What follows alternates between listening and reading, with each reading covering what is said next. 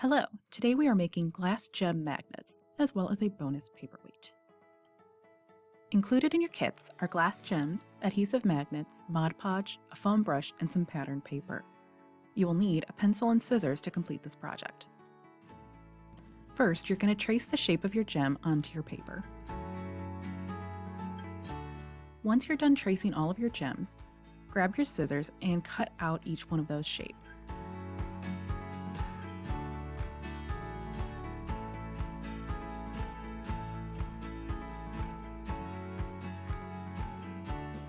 Now that we're done cutting out our shapes, we're going to adhere them to our respective gems.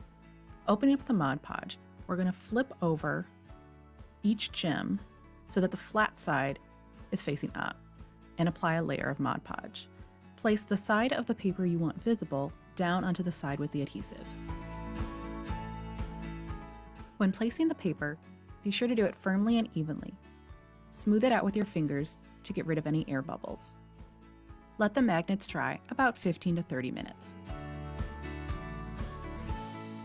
Once the Mod Podge is dry, we are good to add the adhesive magnets to the back of the smaller gems. Simply remove the film from the adhesive magnets and center onto the flat side of the gems and press firmly.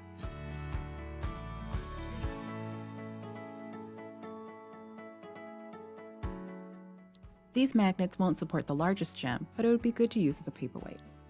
Otherwise, that is the completed project. Hope you enjoyed and see you next time.